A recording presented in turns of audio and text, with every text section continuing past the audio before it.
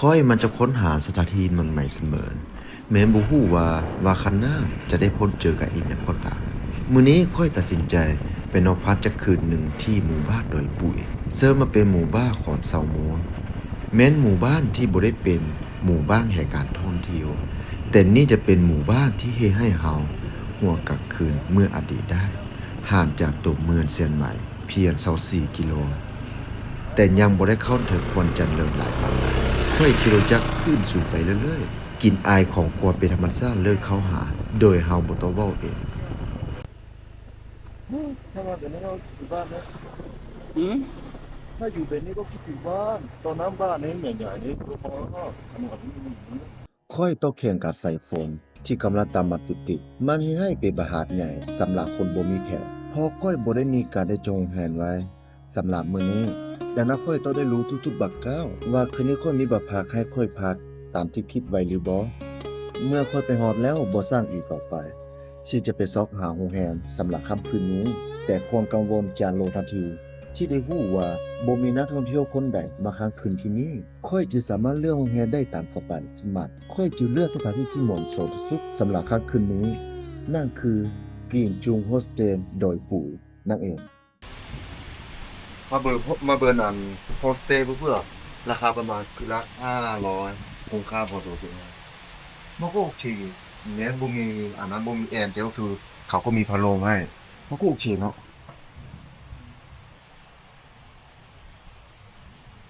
จ่ายตามตัวนี้ไหมครับ ใช่ค่ะ สเกตได้ไหม สแกนได้โอนพร้อมเพย์ ที่นี่มีอะไรให้เที่ยวไหมครับ มีเยอะเลยคาเฟ่ก็ได้คาเฟ่แล้วก็สวนน้ำตกไปใส่ชุดแล้วก็ถ่ายรูปมีชุดเวียดนามชุดเกาหลีชุดไทยชุดม้งมีให้เช่าหมดเลยตรงข้างล่าง แล้วคนส่วนใหญ่คนอยู่ที่นี่เขาทำงานอะไรครับ ขายของแล้วก็ทำสวน อ๋อทำสวนทำไมแถวนี้ไม่เห็นมีสวนสวนไปไกลใช่ไหม ไปไกลมากอีก1 ชั่วโมง อ๋อแล้วถ้าอยากไปดูพวกเขาทำสวนนี่ก็ต้องไปเวลาไหนครับตอนเช้า เช้า เช้าประมาณกี่โมง ตอนเช้าก็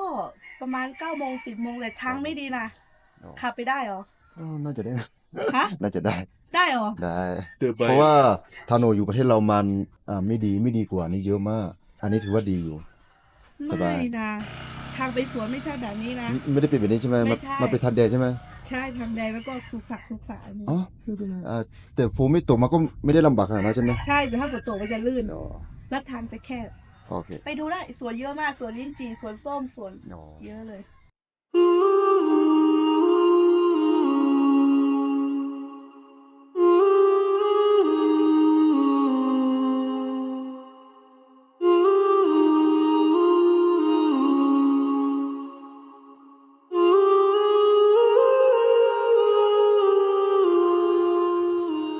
หลังจากได้โรงแรมแล้วเหตุวันฝนตกจึงเป็นยังลิ่นละโลกหมู่บ้าน และได้ออกไปกินข้าวอยู่ทางเข้าหมู่บ้าน เพราะที่นี่เป็นหมู่บ้านที่อยู่บนภูเขา จึงบ่ค่อยมีห้างอาหารหลาย และทุกคนที่นี่เฮดอันซีเซาส่วนเป็นส่วนใหญ่ จึงเป็นเลื่อนย่านที่จะส่องหาแนวกินสำหรับนักท่องเที่ยวผู้คนที่นี่มาจะตื่นเช้า เพื่อที่จะออกไปทำอาหารกินตามธรรมชาติเป็นส่วนใหญ่ ตามที่ได้สอบถามข้อมูลจากคนท้องถิ่นเมื่อก่อนก็มีคนหลั่งไหลมาท่องเที่ยวและเห็นให้ชาวบ้านมีอันซี่คนตัวเองแท้ทุกคน แต่โลกแห่งความสุขมันจะสร้างเสมอ เพราะในปี2020พญาโควิด -19 อย่าเข้ามานสุขโลกเห็นให้วิกฤตที่ลูกอดบ่ได้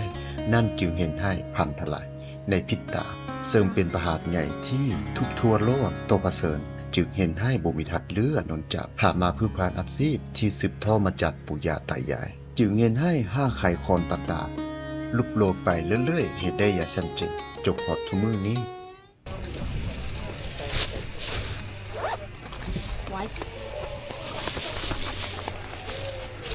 20ใช่ไหมครับ ค่ะ ขอบคุณครับ ขอบคุณค่ะ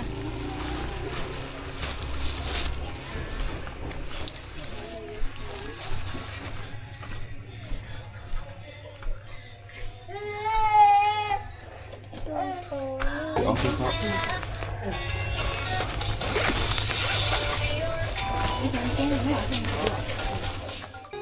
ซื้ออาหารแล้วว่าสิกลับไปกินข้าวที่อยู่โรงแรมพร้อมกับบรรยากาศที่ดี แต่ฝนก็ตกลงมาอย่างอดไหวจื้อตัดสินใจกินที่นี่เลยเพราะหิวถ้าบ่ไหว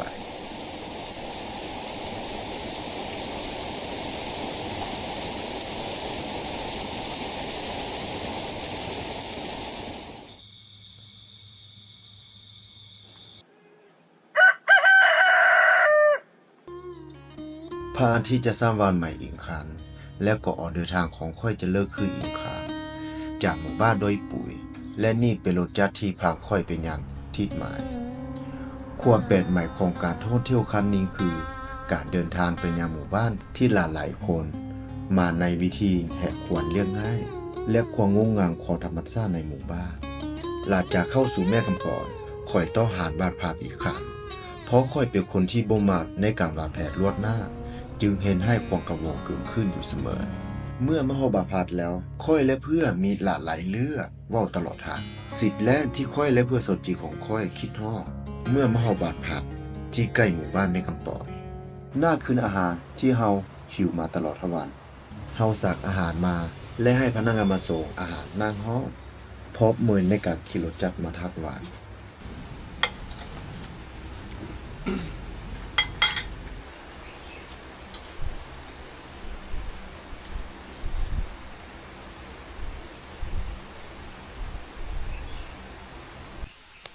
นี่เป็นการท่องเที่ยวในสวนฤดูร้อนแต่สิ่งที่ได้หากลับคืนมานะคือความเงียบสงบของนักท่องเที่ยวที่มีจำนวนน้อยแต่อากาศที่นี่เบิกขึ้นจะเย็นตลอดทั้งปีของหมู่บ้านแห่งนี้หมู่บ้านแม่กำปอนเป็นหมู่บ้านขนาดน้อยที่เจ้าสามารถยันเบิกวิถีชีวิตของชาวบ้านอย่างบ่ยันเย็นเมื่อประมาณ100 กว่าปีชาวบ้านส่วนใหญ่อพยพมาจากดอยสะเกียดเพื่อทำสวนเมี่ยงปีอาซีพเลยตั้งหมู่บ้านเหือบริเวณใกล้แม่น้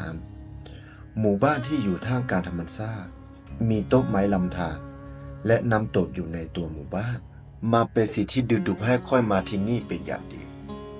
น้ำตกที่นี่อาจบ่แม่นเป็นน้ำตกที่ใหญ่แต่ถ้าบรรยากาศและความเย็นสดชื่นแล้วเราก็ค่อยอยู่ที่นี่ได้ยาวๆเลยล่ะด้านข้างของน้ำตกจะมีบันไดที่จะนำพานเจ้าต้นน้ำของน้ำตกได้ซึ่งเป็นทางที่สะดวกสบายเพียงแต่ต้องฟิตหุ่นจะหน่อยก่อนมาที่นี่ก็เพียงพอแล้วทีเดียว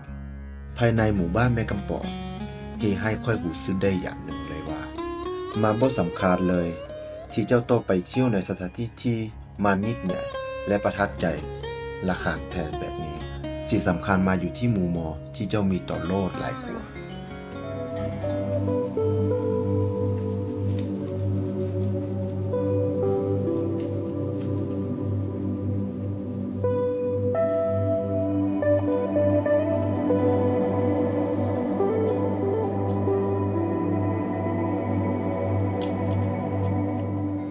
อาการที่ดีของหมู่บ้านช่วยบำบัดการติดโทรศัพท์ของค่อยได้เป็นอย่างดี ถ้าเจ้ามาหมู่บ้านแม่กำปองแล้วบ่ได้มาจุดโซวิวมหาโซนี้แล้วก็ค่อยถือว่ามาบ่ฮู้การท่องเที่ยวสถานที่แปลกใหม่มาเป็นความคึกคักของโลกใบใหม่ที่ได้ครบพบสิ่งที่เจ้าต้องการและบ่ต้องการในตัวเจ้าถ้าภัยคิดว่าการประจุภัยนำไปเลื่อนแปลกแสดงว่าเจ้ายังบ่ฮู้จักแม่กำปองเพราะที่นี่มีโคประจุภัยหลายกว่าไปเที่ยวสุขสบายอีก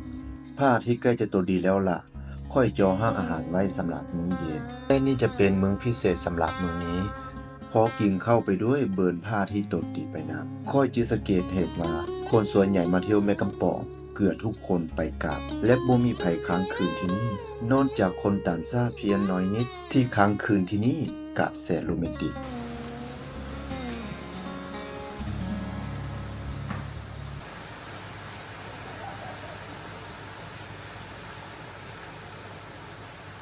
พระอาทิตย์ซ้ำใหม่อีกครั้งกับวันใหม่ก่อนจะออกไปสำรวจรอบๆหมู่บ้านค่อยเกี่ยงกระเป๋าไว้ในรถจักรเพราะมื้อนี้ค่อยจะกัดไปในตัวเมืองเสียใหม่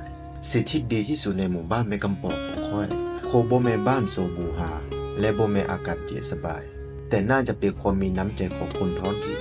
ที่ออกรสชาติแบบบ่เคยสัมผัสมาก่อนนับหลายปีผู้คนในที่นี้ใช้ชีวิตอย่างสงบ